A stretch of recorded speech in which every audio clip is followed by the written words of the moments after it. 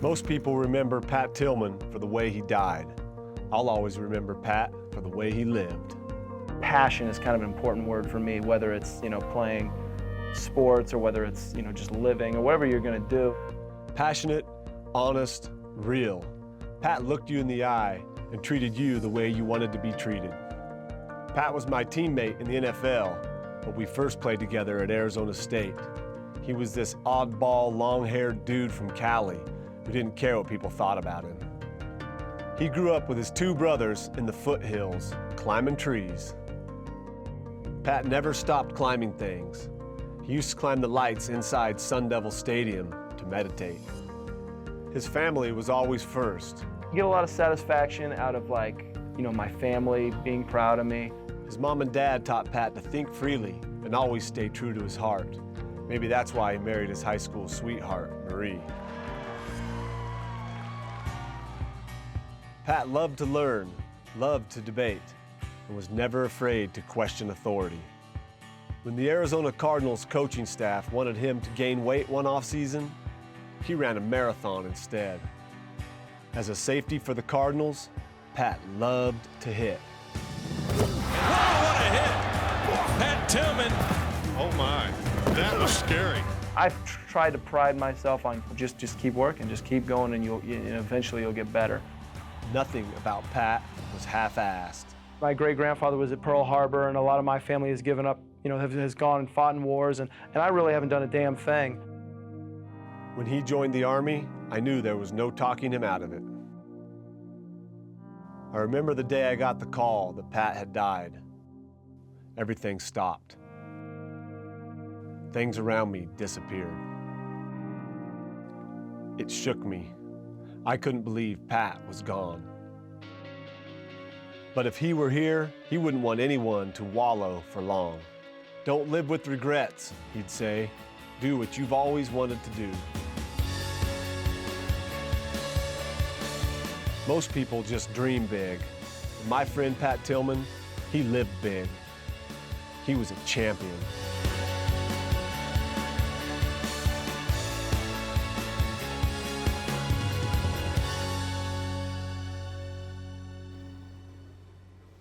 Those memories of Pat Tillman are especially poignant this evening, perhaps even a bit more painful. Today marks exactly 10 years since Tillman was killed in action in Afghanistan. His story was well told, but it's been 12 years since Tillman walked away from his NFL career and a $3.6 million contract offer from the Arizona Cardinals. Tillman, in the wake of the attacks of 9/11, enlisted in the U.S. Army and earned assignment to the elite Army Rangers. After serving in Iraq, he was deployed to Afghanistan, where he was killed by friendly fire. The U.S. Army posthumously awarded Tillman the Silver Star, the nation's third highest military decoration, even though it was apparent almost immediately Tillman had been killed by U.S. troops. 4 separate investigations probe both Tillman's death and the misinformation about it, reaching the highest levels of the U.S. military. And to many, his is a political story not fully told. None of Tillman's platoon mates who fired on his position has ever spoken publicly until now. And tonight, for the first time, you will hear the first-hand account of a man whose shot may have killed Pat Tillman. John Barr's story is based on the reporting of Mike Fish of ESPN.com. Here now, the former Army Ranger living with an unspeakable burden for 10 years. For the last decade, Stephen Elliott kept a dark part of his past buried. We mourn the loss of a great American hero. Revealing it only to those closest to him. Our friend, Specialist Pat Tillman. A memory, he says, that weighed so heavily on him, it almost destroyed his life. Rest in peace, my friend, until we meet again. You feel accountable. Absolutely. Why do you feel accountable? Because I made a decision to fire. It was my decision, my responsibility to pull the trigger, and I made that choice.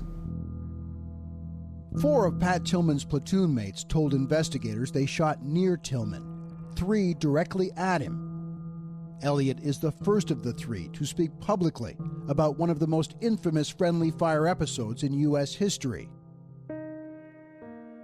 In April 2004, just after his 23rd birthday, Elliot was fresh out of the Army's elite Ranger School when he was deployed to Afghanistan in the same platoon as Tillman. Pat was like a mentor, smart, loyal, awesome. He was a great man. Brian O'Neill, then 19, was also in the platoon. The 27-year-old Tillman was his team leader. He was like a brother, and he was one guy that, unquestionably trusted. On April 22, 2004, the platoon was split into two convoys. The first, which included Tillman and O'Neill, turned left at a T intersection into a narrow canyon. The second convoy, with Elliot, was to turn right to transport a disabled Humvee. But the route to the right looked impassable, so the second convoy also turned left into the canyon minutes later. This video from an Army investigation 2 years after the Tillman shooting shows the narrow passageway and rough terrain. The sun was setting, and the two convoys had lost contact with one another. And I just remember thinking, this is the perfect place to be ambushed. Absolutely perfect. There was definitely a feeling of foreboding because of the lighting conditions and just because of how narrow it was at points. And all of a sudden we heard the explosions, the ambush started on the second half of the platoon. The second convoy was under attack from above. The first convoy, now just outside the canyon, tried to take action to help. Pat came back, this is the plan, this is what we're going to do, we're going to go ahead and move up this mountain. I was going to follow Pat wherever he went, and I knew I better keep up. He's a big guy, he can move. Tillman, O'Neill, and an allied Afghan soldier attached to their platoon took positions on a ridgeline to provide cover fire for the second convoy below. Elliot was in the lead Humvee. What I knew at that moment was that there was somebody on that ridgeline who was firing, and it appeared that they were firing at us. We believed that to be an enemy position. I had no idea that there was the possibility of friendlies on the ridgeline, and so I fired 2 to 3 bursts from my weapon, and that was ultimately what we discovered later was Pat and Brian's position. I just remember seeing the rounds kicking the dirt. I could just see the sand kicking up in a line coming right to me and thinking that I am going to die right now. At some point I prayed, God help us, get me and Pat out of this. Elliot says his squad leader, Staff Sergeant Greg Baker, seated in the front right of their Humvee, was the first to shoot at the ridgeline, killing the allied Afghan soldier who was steps away from Tillman and O'Neill. Then, Elliot says, he and 2 other soldiers behind Baker, Trevor Alders and Stephen Ashpole, opened fire on what Elliot describes as shadowy figures near the Afghan soldiers' position. The mantra is that all else fails, you do what your team leader does, you go where your team leader goes, and you shoot where your team leader shoots. And so effectively,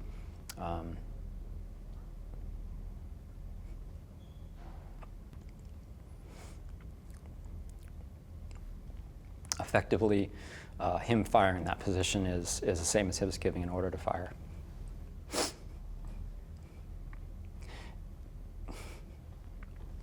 And it breaks my heart to say that because I know that he regrets that so much.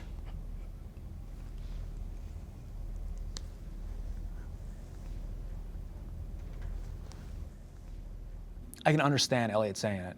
You shoot where your leader shoots, but once you pull that trigger, you can't take that bullet back. Their lack of taking that 5 seconds to really understand what they're shooting at.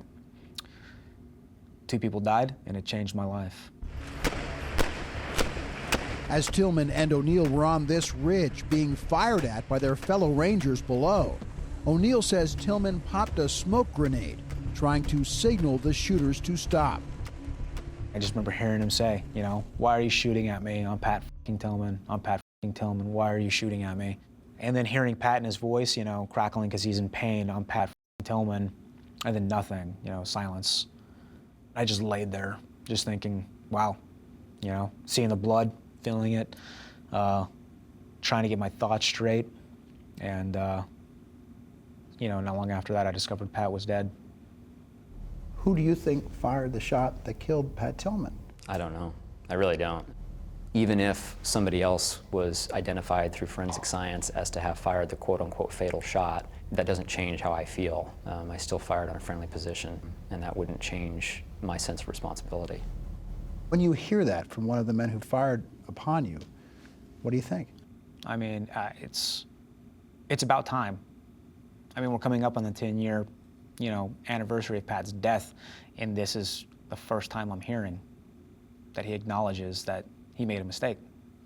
Have you found a way to forgive those who shot at you that day? I guess to say to forgive somebody means I have to think about them, and I don't. You know, they're meaningless to me. Like I said, I guess to forgive them would mean I have to acknowledge they exist, and to me, they're nothing, all of them. In the years since Tillman's death, O'Neill and Elliott say they've never spoken, but the two Rangers on opposite ends of the firefight describe similar experiences, struggles with alcohol, relationships, and their faith. I hated God that I survived, hated. I completely flushed my religion out of my life, hated God because I lived. I not only questioned God, I walked away from him. I was doing everything I could to just try and make the pain go away, which for me mostly just meant drinking. And so I was self-medicating a lot. I just became a pretty good functioning alcoholic. I just drink in my room, alone, just to function. We ran cross country together. The first marriages for both men ended in divorce, and they both say that since the day Tillman died, they've been overcome at times with guilt. There were a few times where it just got so bad that I wanted nothing more to do than to end my life.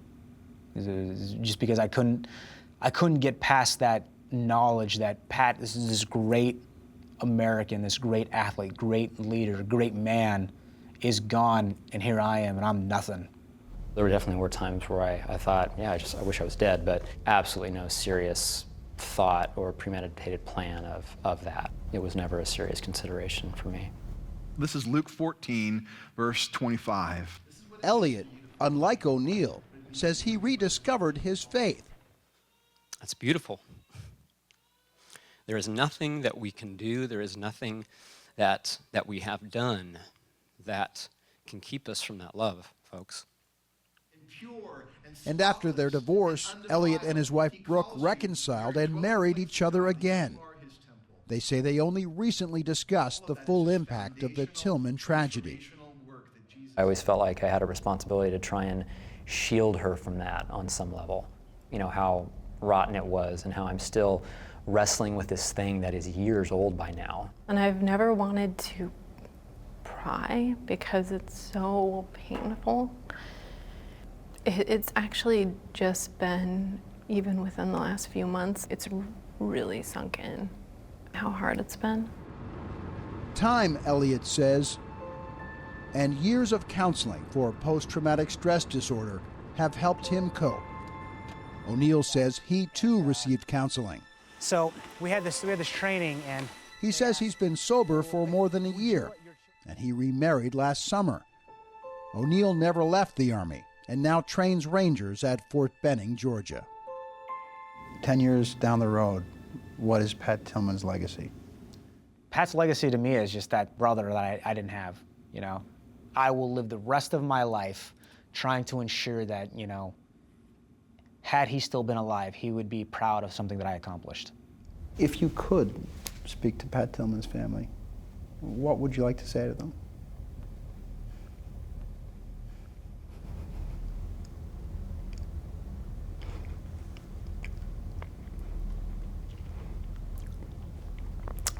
You just want to tell them how sorry you are. And how completely inadequate those words feel. You just want some way to just express your remorse, knowing that it can't change anything. John Barr reporting, standing on the shoulders of the reporting of ESPN.com's Mike Fish. And through several months, that is exactly where our reporting stood until today, when Stephen Elliott, whom you just saw, and Brian O'Neill, who was stationed near Pat Tillman and was himself fired upon, these two men began to reconcile today. First by text this morning, Stephen Elliott texting Brian O'Neill saying there is so much to say that can't be communicated via text, but I want you to know how incredibly sorry I am for my decision to fire on your position. It pains me to know what you went through, and I can't imagine how difficult that has been these past years. My family and I care for you and are praying for your continued good health and healing. Feel free to call or text anytime. Most sincerely, Stephen. Brian O'Neill then responded, I'm glad that we both decided to contact each other. I'm very grateful that you decided to come forward and say what you said. I will have a hard time getting past the anger and frustration that I've endured these past 10 years, but I do think it's time I do so. It will obviously be challenging to forgive you for what happened, but I feel that not only do I need to do this to move on, but you also deserve it. I can't imagine the hardships you've suffered over these years, but I can understand the pain you felt. I know that I can't speak for Pat's family, but I am ready to let this pain go and tell you that you have earned my forgiveness. It will probably be a long time before we can move forward and have the kind of friendship that we shared before Pat died, but I feel like it's possible now. And then Stephen Elliott responded, it brings tears to my eyes to read these words, Brian. I expect nothing and am owed nothing by you, so these sentiments are gracious beyond belief. I would certainly like to keep in touch, but as much as I can, I understand that you don't flip a switch and everything is fine. I want to respect your space and likewise want you to know how much I value you and your service. Please let me know if there is anything at all I can do for you, or if ever care to talk, do not hesitate to pick up the phone. Signed, Stephen. And they have agreed this evening separately to continue this conversation with us. And so I say good evening to Stephen Elliott. Good evening. Good evening. When you saw in the report initially Brian O'Neill's attitude towards those who fired on his position, and it was a harshly taken position given the circumstances there. What were your feelings when you first saw that? I think largely I just really felt for Brian because I just have no concept as far as what he's been through and how difficult it's been. And so I didn't take it personally in that regard because I'm in no position to judge him and judge how he should respond, because that's just such an incredibly extreme scenario that I've never been through, and I don't know that I would have responded any differently. So that was largely my response to his initial comments. When you learned that Brian was open to beginning this dialogue today, what was your reaction? I was completely shocked. And how long did it take you to say, we need to start this and do this now? Pretty quickly. As soon as I was notified that Brian was willing to be in communication, I texted him. I gathered my thoughts and texted him pretty much immediately thereafter this morning. You two, as we've seen from John Barr's story and from the reporting of Mike Fish, share many personal challenges over the past decade, do you not? Yes, that's very true. Do you think there's some common ground there to have a discussion? Obviously, I think there's a tremendous amount of common ground, and not the least of which is around the fact that we both lost somebody that we very much cared about, and obviously Brian having much more of a relationship with Pat than I did. But then, of course, the follow-on effects of what that event meant in both of our lives. We certainly have a great deal in common, and that's a sad statement in many respects because many of those events are not positive ones. Stephen, did you ever think this day would arrive? No, never did. What do you think brought it about? Personally, I think it was the Lord. I believe that God has been at work in my life in many ways over the years, and I think that He's continued to shape my heart, and I believe that He's been working in this situation even when I didn't want that. Stephen Elliott, we deeply appreciate your taking the time to be with us this evening. Thank you for your service. Thank you very much. Thank you, Bob. Appreciate it. Let's now turn to Brian O'Neill. Brian, what happened in your life, either in the last several days or the last months or whatever, to bring you to the point where you felt this dialogue needed to take place? You know, I guess there's, several factors that led up to me, coming to the decision to go ahead and ask Willie Weinbaum to, give me Elliott's number so I can contact him.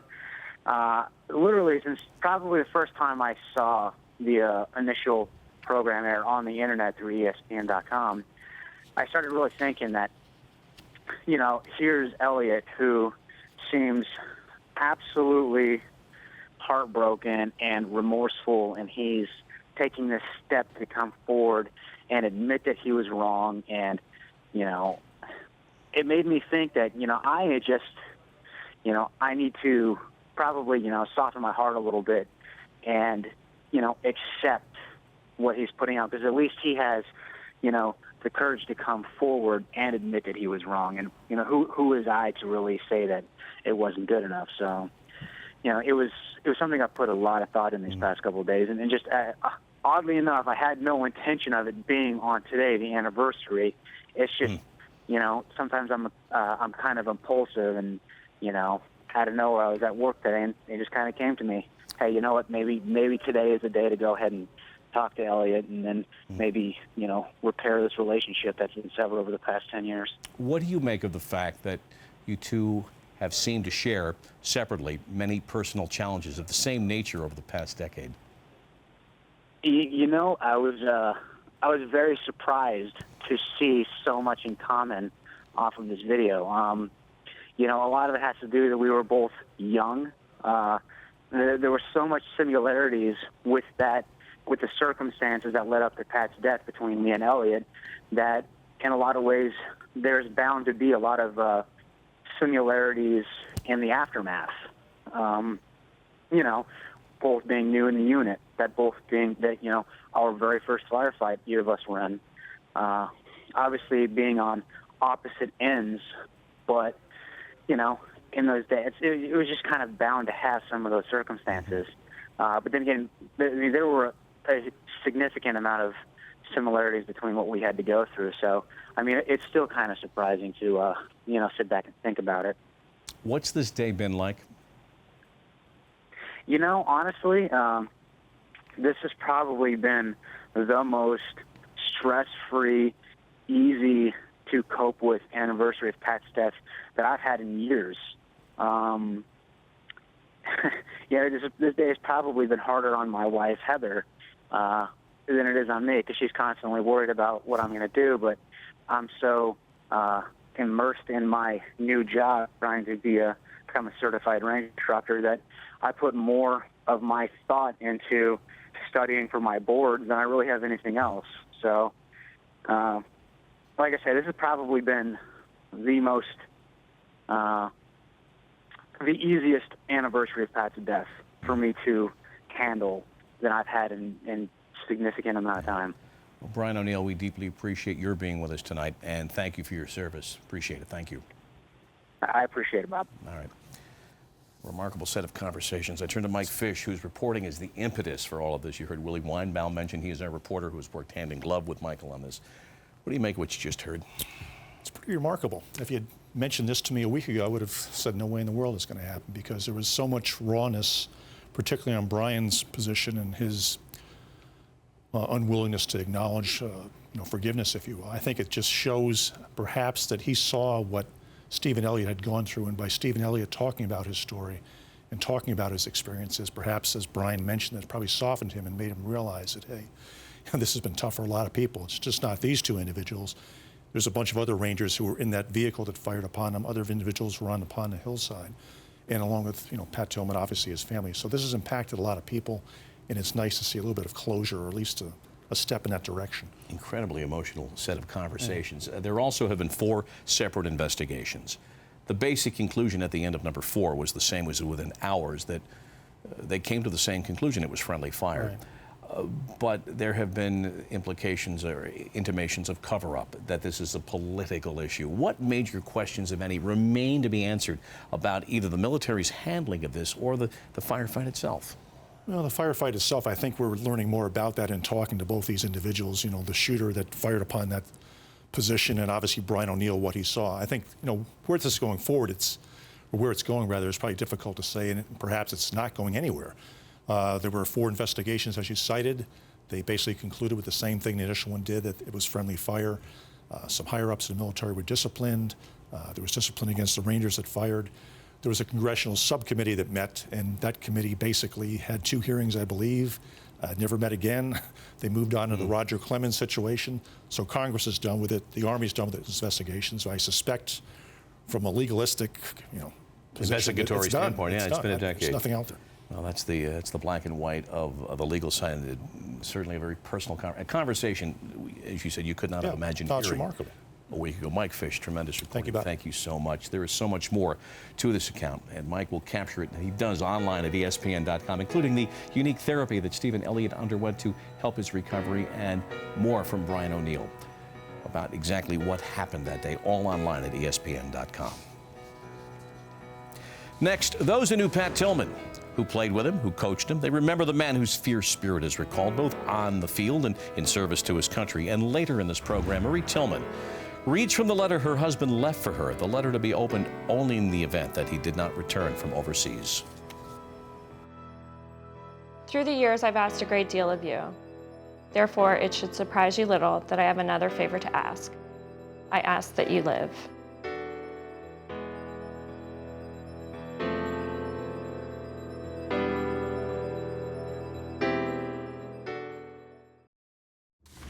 I expressed to Pat there could be no greater honor for me as a proud friend than to be able to wear the dog tags of a true soldier. I begged Pat for the symbol of his ultimate commitment so that I could forever carry it close to my heart and wear it with the utmost pride. 2 weeks later, Pat sent me his dog tags in the mail.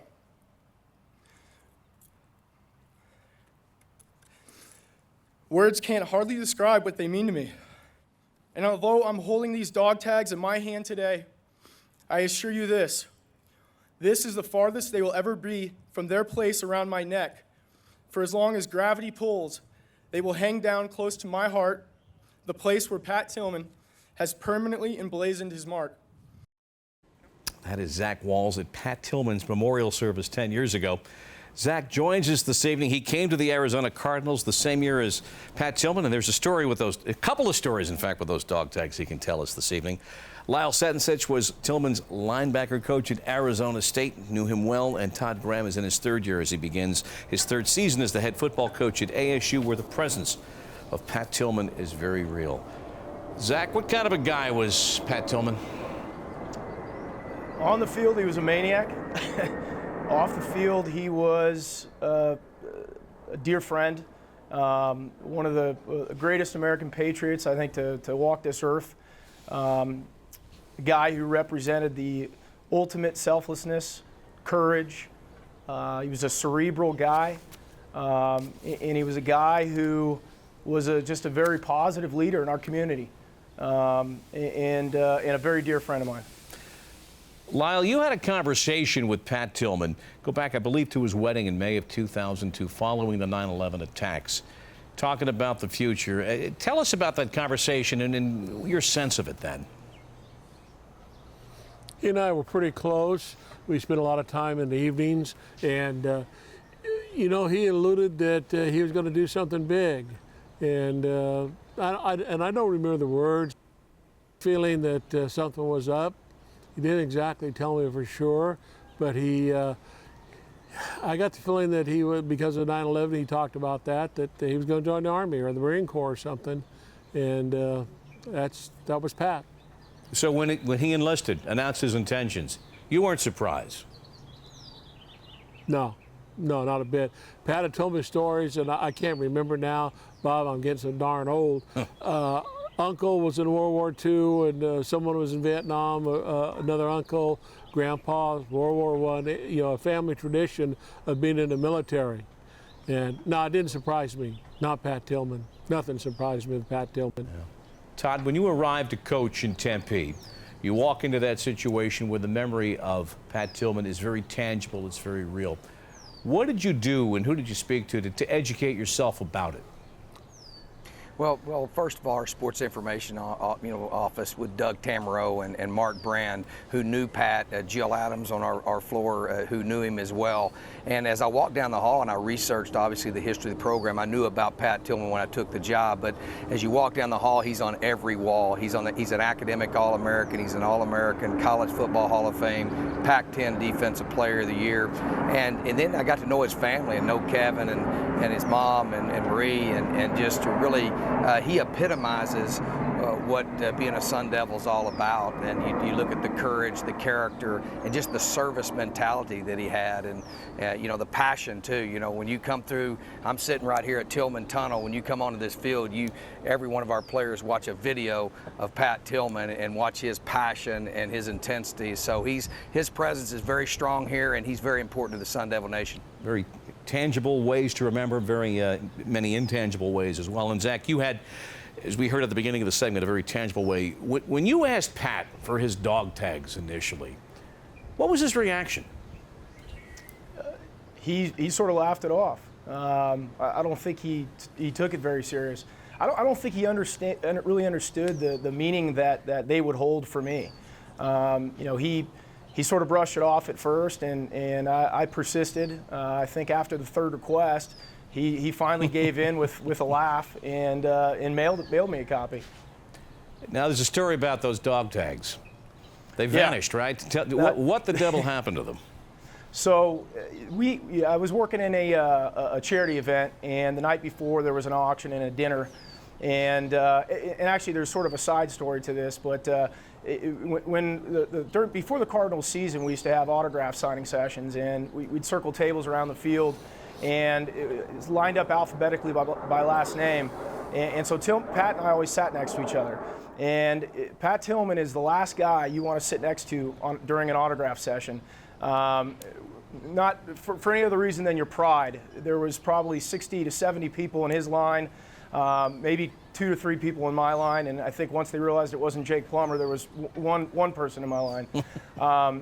But going back to the night of the auction, it was the first time I had been out in public at a big event since the memorial, and the dog tags were really the life of the party. And there were a number of people that wanted to hold them, to touch them, to feel them, to take pictures with them. And I think over the course of the night, I must have taken them off 100 times. And when I got home that night, they were no longer on the chain that they were originally around my neck. And I know eventually you put out a reward unsuccessfully, but you had another set presented to you by the Army Rangers. Lyle, when you're coaching a guy who is so fearfully intelligent, and as Todd mentioned, an academic All-American, who might at times be a step ahead of the coach, what's the challenge in coaching a guy who's so smart? Well, to me, it wasn't a challenge. It was just a blessing to be around young Pat Tillman every day, because he was extremely bright. He functioned. He worked very hard. He could read his body language of the people he played against. If you took an abnormal split for one certain play, he'd tell everybody what the play was. He was a bright football player, under control at all times, except maybe after the game, do a little dance now and then. He was something. He walked into my office. I remember I was just there, and he said, I hear you're the new linebacker dude. Damn, you're old. He said, I hope you know you're because I want to be good. And I, excuse me for swearing. That's okay. Pass for a lot. And I looked at him, I said, who is this guy? And then he looked at me, and I guess I looked at him, and he had this long hair. And I started to say something. He says, you don't like my hair? I know old guys don't like hair. You want me to cut it off? I'll cut it off. It doesn't make any difference to me. I said, no. I said, I'm just thinking. I said, I was a farmer and a hunter, and, had long-haired Springer Spaniels and short-haired Springer Spaniels. And when I found one that could hunt, I didn't care if he had long hair or short hair. He looked at me and said, Coach, I can hunt. And I thought, wow. Then he walked down the hallway singing some song. I walked down to Bruce Snyder's office, and Phil Snow was there. I said, who's this guy, Pat Tillman? And Bruce looked at me and winked. He says, he's different, isn't he? I said, my Lord, he's different. But I mean, I'm so fortunate to be ever been around him. It was amazing. Wow, and I know, Todd, this weekend it's the Pat Tillman run. There's going to be a lot of traffic coming through your ballpark, huh? Yeah, you know, obviously our players all participate in welcoming the runners back into the stadium. Myself and many of the members of our staff participate in it. It's a big event, and it's a real important event for the Tillman Scholars and for the Scholarship Fund, and it obviously helps you know, our veterans, and it's a great cause. Ends up there, what, at the 42-yard line to commemorate his old number, right? Yeah, it ends up on the 40. We actually put a 42-yard line on the field, so it's a pretty special day. It certainly is, and a great evening to speak with you gentlemen. Zach, Lyle, Todd, thanks so much. Appreciate it. Our 1 hour Outside the Line special continues with a look at the military legacy and the questions at the heart of what has come to be known as the Pat Tillman case.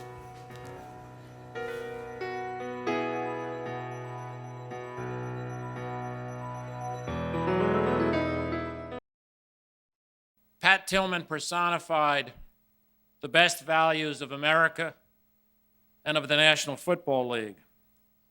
Like other men and women protecting our freedom around the globe, he made the ultimate sacrifice and gave his life in the service of his country. After talking to Pat's family, we will make certain that Pat's values and what he represents to America and to the National Football League continue to have a permanent place in the league. 2 days after Pat Tillman was killed in action, with the nation still in stunned disbelief, the National Football League opened its draft in New York City by honoring Tillman's memory. The NFL has always had a close association with the U.S. military through visits to the troops and any of the messaging around any Super Bowl, so the Pat Tillman story is another chapter of that. This evening, let's say hello to Jeremy Stott. He played with Tillman at Arizona State, and then as a second-round draft pick, he played in the NFL. 2 years after his friend Pat Tillman was killed in action, Jeremy enlisted in the Marine Corps. He fought as a turret gunner in Iraq. We also say hello to a Super Bowl champion and a veteran of the U.S. Navy, a graduate of the U.S. Naval Academy, Phil McConkey. Good to have him with us. And it's always a treat to speak with Dave Zirin, sports editor of The Nation. You can read him at edgeofsports.com. Gentlemen, good to have you here. Jeremy, you knew him. How does a guy go from enlisting in the Army Rangers to, within less than 2 years, finding Noam Chomsky's philosophy to be among his favorites? You know, I mean, Pat was such an educated man. I mean, the guy, there's no words you can really express, you know, the character of the man. I mean, the guy was just the true grit. I mean, he was just an individual, salt of the earth. And, you know, I mean, it's amazing that, you know, the true backstory of what really happened, you know, kind of probably persuaded Pat to kind of make that move was, you know, we all want to talk about this $3.6 million that he turned away from, but I mean, the true story about it is Pat actually turned away from about $9.5 million 2 years prior before he enlisted from the St. Louis Rams, you know, thinking that the Cardinals were going to back him and support him. You know, that's how loyal Pat was. Pat said, you know, I'm going to turn down $9.5 million of the St. Louis Rams, and I'm going to stay with the Arizona Cardinals because I believe they're going to take care of me. And the Cardinals wind up coming back and paying Pat about $512,000 to play his fourth and final season. And Pat said, you know what? I'm just going to go ahead and do something else with my life right now. And that's what he did. You know, and that's what amazes me about Pat is that he just went ahead and said, you know what? If you're not going to pay me what I'm worth, I'm going to go do something better with my life, and I'm going to go do something that's going to inspire others to follow. And I tell you what, man, I'd follow his footsteps anywhere. And you each made the decision to leave football and then enlist in the armed services. As I said, you fought in Iraq. Dave Zirin, to your mind, I've referenced the 4 separate investigations. What are there any outstanding questions that can reasonably, after 10 years, expect to be resolved here? Oh, absolutely. I mean, the reason why your show is called An Enduring Tragedy is because for Pat Tillman's parents, this is an enduring tragedy because they have not had closure. Not because they're interested in who fired the bullets, at least the members of the Tillman family who I've spoken to. It's more interested in wanting to know about the lies and why the lies took place. Why were they lied to about the manner in which Pat died? Why were their lies told at his nationally televised funeral? Why was the person you interviewed, Brian O'Neill? Why was, and people can Google Brian O'Neill's name and CNN and the story will come up. Why was Brian O'Neill told that he would be punished if he told the truth about what happened when Pat was shot and killed? Why was his uniform and journal burned at the scene? These are the questions that they want answers to, and they have the right to those answers. Mike Fish mentioned that 2007 Congressional House Oversight Committee that found nothing. The reason why they found nothing, if you read the report, it's because the members of the military, General John Amizade, Lieutenant General Stanley McChrystal, they said they couldn't recall the circumstances that occurred. They just got a lot of "I don't remember," so they moved on to steroids. That's so incredibly crazy to me. Tillman's the most famous veteran of his generation. The idea that they don't remember is ludicrous. Sounds to me as if you would apply the word cover-up to this. Phil McConkey, what do you think of the way the military has handled this? Well, first of all, you can't paint the entire military with a broad brush. There was a cover-up. It was ugly, and those people should be held accountable and punished if they haven't already. But there are millions of men and women, brave, patriotic men and women that serve in our military, and they ought to be commended for the job that they've done over the past decade or so in defending our country. So, you think this, Phil, this was a cover-up and not just something that was, as to borrow from the military foobar, screwed up beyond all relief and just one mistake compounding another? It was a cover-up. I believe that people misled others about the circumstances surrounding his death, especially initially. And it was an incredible shock to so many of us, the circumstances of him dying in battle. And then when you heard that it was friendly fire later on, and that it wasn't, the truth didn't come out until much later, it's very disappointing. However, you cannot, again, put all these military people, these fine young men and women, and people that have sacrificed for years and years just because of the actions of a few. Jeremy, when you see the way the investigations, plural, were handled and the issues that go, as we said, all the way up to general officers about misinformation and signing off on the Silver Star, etc., not to diminish the magnitude of his sacrifice, but you've experienced military culture, and recently, what do you think about the way this case was treated? Well, I mean, it goes back to exactly what was just been said. It was a complete foobar. I mean, the fabrication of the story was absolutely ludicrous. But not only that, but I mean, there's so many other veterans that are out there that deserve, the good recognition of their service, their selfless service. And I know Pat, even though he was killed, I know he wouldn't want this to be about him. What comes to my mind, when we talk about Pat on this day is the other 8,000 families that are missing their loved ones from the Iraq and Afghanistan, conflict. And not only that, but all the conflicts. I mean, friendly fire, yes, it's a very unfortunate act, but we go back to Vietnam and they're saying the numbers were over 50% of our Vietnam veterans were killed by friendly fire, and the largest statistic that really hurts my heart is when I look at the suicide rates amongst our veterans now. We've lost more veterans to suicide than we have in all conflicts going back to the Korean War. And my hat goes off to, Mr. O'Neill and Mr. Elliott for coming together and putting their hurts aside and really reuniting together as brothers again. I know it's going to take some time, but my hat goes off to those guys. I mean, think about the moral courage that Mr. Elliott had to come forward and say, you know what, I think I might have been one. I mean, that's one of the crucial questions that I had. Why doesn't the gunner come forward and say, I remember that. I remember my sight alignment picture. I remember that, and if we would have done that 10 years ago, we probably wouldn't be having this conversation today, but the cover-up was just so wrong in so many ways. I always tell my class, because I teach, the truth shall set you free. And I mean, I can't imagine the freedom that Mr. Elliott feels now by saying, I finally got this off my chest. It's not just journalists, but a pair of veterans I wish more tonight. Guys higher up in the echelon, up in the guys that were making those decisions. I wish the guys that were up on the top echelon there would come forward and say, yeah, what, I do remember that. Hey, Mr. Rumsfeld, come on, how can you say I don't remember, I don't recall 57 times in a congressional hearing? I mean, it just makes no sense. So we have two veterans this evening, both honorably serving their country, say they believe it was a cover-up.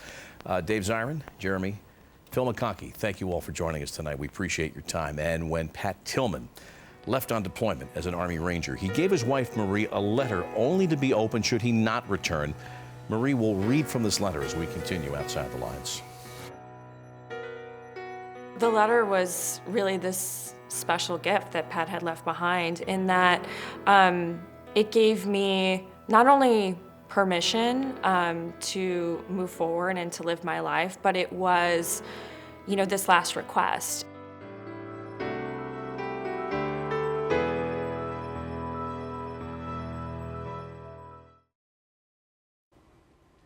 In the numbed hours of shock and grief, after Marie Tillman's family had arrived to be at her side, and after the military notification officers and NCOs had departed her small Seattle cottage, on the night after she had learned that her husband had been killed in action, Marie Tillman tried to sleep, but she was unable. So she arose, and out of a dresser drawer, under the inevitable stuff we all accumulate, she found the letter, the one that Pat had written her just in case.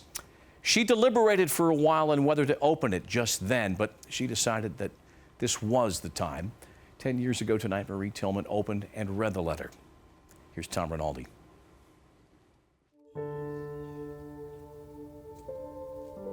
She doesn't show anybody the letter, but she does share a few of the lines. It's difficult to summarize 10 years together, my love for you, my hopes for your future, and pretend to be dead all at the same time. For her, it's more. It's a map for the future and a mission for the rest of her life. I simply cannot put all this into words. I'm not ready, willing, or able. When Pat Tillman left his NFL career to serve his country in the wake of the 9/11 terrorist attacks, he left something else behind for his wife, Marie. A letter, just in case the worst was to happen, to be read only if he never returned. He never did, leaving Marie to be the public face of a private loss. I think that grief is messy and it's complicated. I probably, shut some people out in the beginning because I needed to deal with things in my own way. And, even people that I loved that wanted to be helpful couldn't.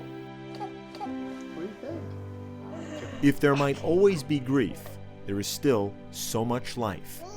Today, a decade later, Marie Tillman has remarried, has a 2-year-old and a baby, and lives outside Chicago. It has been a sort of a crazy journey the last 10 years. If I think about it too much, it gives me a little bit of whiplash, just because there has been so much change. And I never thought that the life that I have now was possible. The letter that Pat left behind helped to make that possibility real and to make that passage happen. Its closing message was a loving mandate, not to stop, but to continue. It's what he wanted. Through the years, I've asked a great deal of you. Therefore, it should surprise you little that I have another favor to ask. I ask that you live. The letter was really this special gift that Pat had left behind, in that it gave me not only permission to move forward and to live my life, but it was, this last request. Pat's message of live your life has a lot to do more with how am I giving back? How am I creating my own legacy in the life that I live? And say thank you for the support that you give the foundation and all the scholars. Living, leading, and giving. Marie runs the Pat Tillman Foundation. In the foundation name and stuff, but we don't even have to have any number. Started in 2004, it awards academic scholarships to military veterans and their spouses to strengthen their ongoing sense of service, devotion, and leadership. Now let's force these elbows in. Jason Sturm is a Tillman scholar. After losing a leg in an Army training accident, he's now pursuing a degree in kinesiology while coaching others. Stand there and put your arms out to the side. Marie sees traits in Sturm and his fellow Tillman scholars that defined her late husband. Hands touch the ground, take off, run. It's about people continuing their service out of uniform. We have our Pat's Run, which is our largest fundraising event. 30,000 people come out to participate. It comes from people across the country who want to support the organization. There is charity, and there is family. And for Marie Tillman, of course, there's memory of a letter's message and why she had to open it. I really think that it is something that you carry with you forever. I don't think that you can sort of close the door on one part and move to another. I think that for me, it's the journey. It's the whole experience. I mean, it's the things that I have learned along the way that I still keep with me. Tom Rinaldi with Marie Tillman. This Saturday in Tempe, Arizona, and at another 34 locations around the nation, they will stage the 10th annual Pats Run. It will end at the 42-yard line of Sun Devil Stadium, Frank Cush Field, to signify Pat's jersey, his number at Arizona State. And the proceeds will fund further studies for the Tillman military scholars. We'll be back.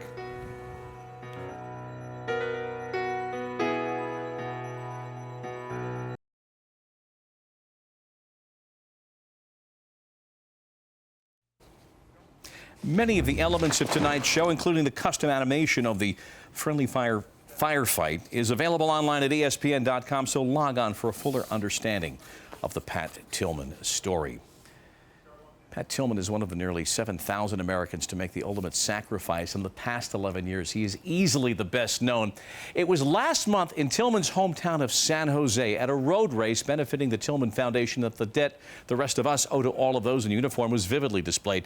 His name is Joe Bell. He is 95 years of age. He still fits into his corporal's uniform from 70 years ago. And as he watched the Tillman road race, this began. God bless. You're doing a good job. Get right into it. Go after it. Thank you for your service. Thank you for your service. Thank you. Thank you. Thank you very much. Wow. Joe Bell said that he had never in his life, at the age of 95, gotten any recognition, any thank you for his military service. Until that day last month, as he stood and cheered the runners honoring Pat Tillman's legacy. It was a spontaneously and poetically perfect moment. Thank you for being with us tonight outside the lines.